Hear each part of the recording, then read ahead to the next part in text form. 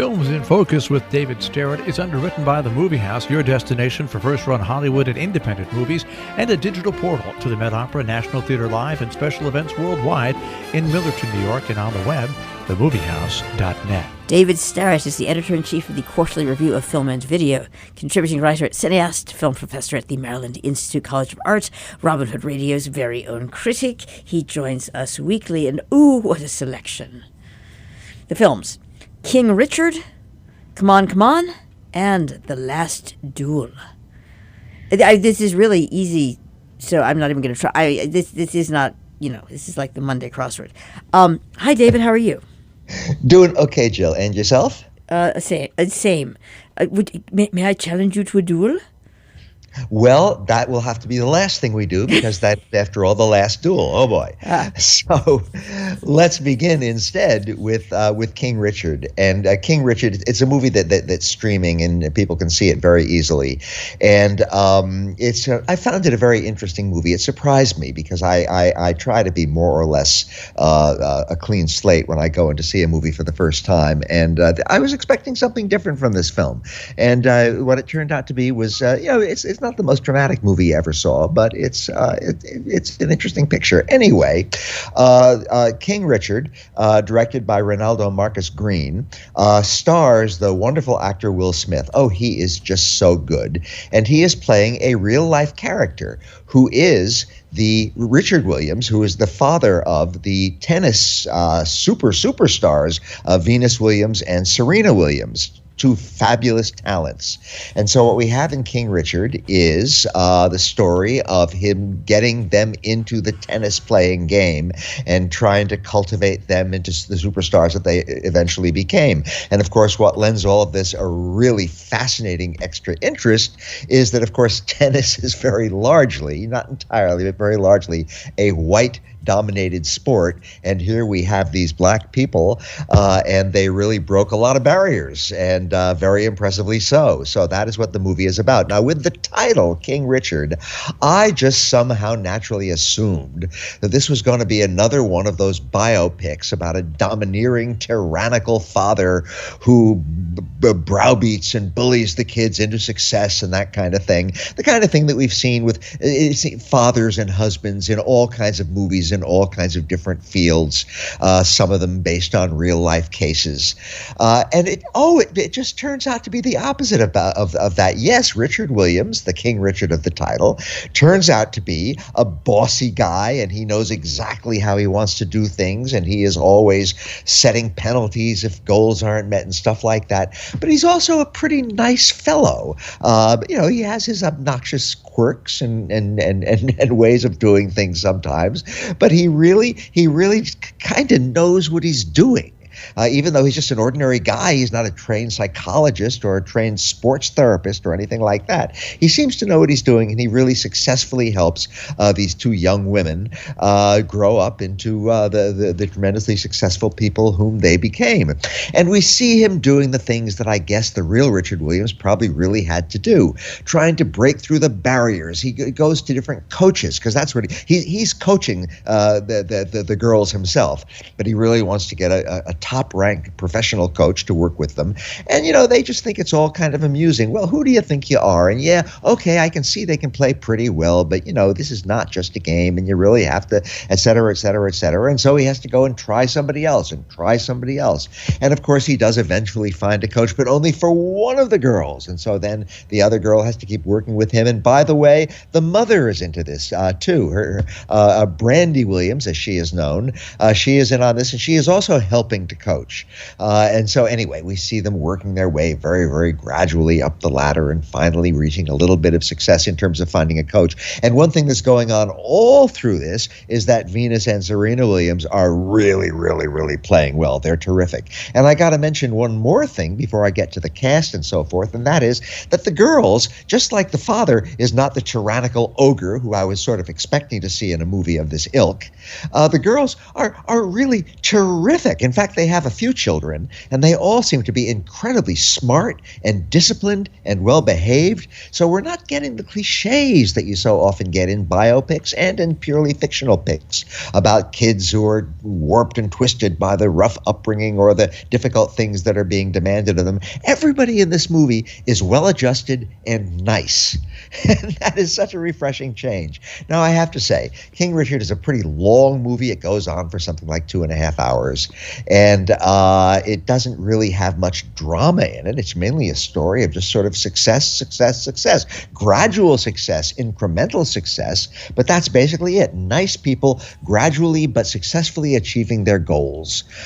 So it's not a very dramatic movie, but it's just a nice movie. And I had a nice time watching it. Now, a little bit more about the cast. I mentioned Will Smith, and the movie is named after his character, and he is, of course, a terrific actor, and he's terrific in this movie. Ingenue Ellis is just wonderful as his wife, and as the young women, Sania Sidney plays Venus Williams, Demi Singleton plays Serena Williams. They are both really, really good, wonderful young actors. So I had a good time watching King Richard. I'll say one more time, it's not a very dramatic movie, but it's just a very nice movie. And at a time when Hollywood and others are going so far out of their way to try to get more black people on the screen, which is really important, and more minorities of all kinds, this is a movie that really succeeds in that. It's just a nice movie about nice people, and it's a bonus that they're members of a minority entering a field which was not all that difficult for them to enter in real life. So again, a nice and an admirable movie, if not a great one. Our second movie today, Jill, come on, let's go. It's a very, very different sort of thing. This season is full of movies that are over 2 hours long. Come on is a refreshing movie, which is somewhat under 2 hours long. And it's a very nice movie and a very unusual movie, even a kind of a poetic movie. Written and directed by Mike Mills, who's only made a couple of feature films before now, although he's made a number of shorts as well. And the main selling point of this movie is Joaquin Phoenix, who, nowadays I think we think of him in terms of Joker and movies where he plays these over-the-top characters and this and that. But here we have a quiet, poetic, an actually introspective movie where he plays a quiet, poetic, introspective part. And it's a very unusual film, so I'll describe it a little bit here. But Joaquin Phoenix plays a guy named Johnny, and he is a radio journalist. And the project that he has embarked on involves going to different cities to interview basically teenagers, adolescents, children, about how they see life, their goals in life, what they want to accomplish, how they feel about this and that. And we have a lot of that in the movie. We have a lot of him with his microphone aimed at some young person, asking questions and mainly just listening to the answers. And so we have a lot of that, and a lot of that is real stuff where we're not seeing professional actors do this. We're seeing actual young people answering questions as he goes through this radio project. In the meanwhile, he has a sister named Viv, played by Gabby Hoffman, and she has a little boy named Jesse, played by Woody Norman, an amazing child performance, by the way. And she is going through some difficulties with her husband, whose name is Paul, played by Scoot McNairy, who is bipolar and who has real mental difficulties and who is going off into another one of his episodes and is probably going to have to be hospitalized. So we have Viv, who is separated from her husband, and the husband who is going through a bipolar episode. And while they go through that, who is going to look after the little boy who is 9 years old, Jesse? Well, it's going to have to be Johnny, the brother and brother-in-law of Viv and Paul. But he is embarked on his radio project, which involves going to different cities. So that's the movie. Basically, we have Johnny, played by Joaquin Phoenix, looking after Jesse, played by Woody Norman, as they travel around, as he tries to juggle doing his job with looking after this 9-year-old. Now, the big creative secret of this movie is that the 9-year-old is a fascinating character. He listens to classical music, not rock and roll, not rap. He is smart. He likes to read. He likes to be read to. And there's a whole lot of that stuff that goes on in the movie. But he's also a kid. And sometimes he'll wander around the corner in the big city and get lost. And Johnny will totally panic. What happened to him? Where is he? Has something horrific happened? And so forth and so on. So that's what the movie basically is. It's Johnny looking looking after Jesse, while as a sort of a subplot, we have the drama of Viv worrying about and looking after her husband. And there's also a little bit about Johnny and Viv's mother, who is dying and is very old, and she dies early in the movie, but that's another little subplot that goes on. So there's a lot of unhappiness in this movie. The mental illness episodes, the dying old mother episode, but mostly the movie is just this very quiet, poetic look at these two main characters, who are Johnny and very young Jesse. The movie is very verbal in a lot of ways. There are times when somebody will be reading something within the story, maybe reading something to him or herself, or maybe reading something to young Jesse, and we actually have the title and author of what it is that is being read spread across the screen, and we just hear this reading for a little while. And then, as I mentioned, we have the interviews that Johnny is doing with his very young subjects. And then we have, obviously, regular dialogue and people going through different episodes and, little minor excitements over the course of the movie. So Come On, Come On, it's not a great movie, but it's a very interesting and unusual, and as I keep saying, poetic movie that has this very sort of nice vibe to it. So I really had a very good time watching it. And if you want something that's a break from the big, huge epics that we sometimes see, and certainly it's the total opposite of a whole lot of the big, noisy movies that Joaquin Phoenix has been in, then go see this movie. It's a movie that is about acting. It is about listening to one another. And it's very much just about being literate and trying to get along in a complicated world where sometimes relationships are a little bit difficult to manage, but turn out always to be worthwhile in the end. It's a nice movie. King Richard and Come On, Come On are both nice movies. And finally, The Last Duel. This is a movie by the very fine director Ridley Scott. And he's another one of these directors who has two movies out in this single season. Just recently, Jill, we were talking about his movie House of Gucci, which is a very long movie about the fashion house of the Guccis, with all kinds of drama in it. Now we have The Last Duel, by the way, another movie with Adam Driver in a leading role, again directed by Ridley Scott, very long. It's about 2.5 hours long, but it is so different from House of Gucci because it is a period movie.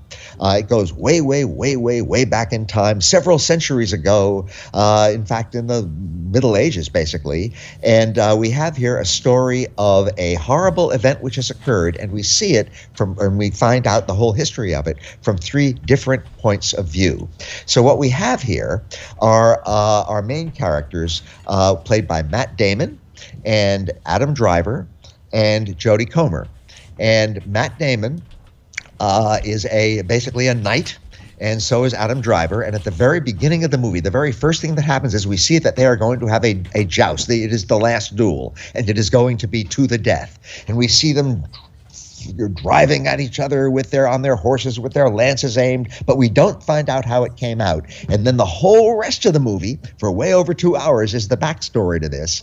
And it turns out that Matt Damon's wife, Jodie Comer, was apparently raped by the other main character played by Adam Driver.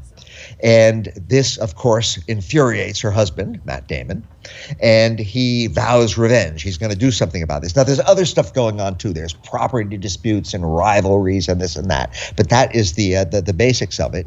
And so what we have for the whole first part of the movie, about a third of it, is the whole movie from the Matt Damon character's point of view, culminating in the fact when he finds out that his wife has, in fact, apparently been raped. At least that's what she claims. However, the whole second long part of the movie is the whole story over again from the other male main character's point of view, from the Adam Driver character's point of view. And he has a very different take on this whole thing. It wasn't exactly a rape. It was a very different kind of thing, and there were different kinds of circumstances, and he isn't really as culpable as we might have assumed from the whole first part of the movie.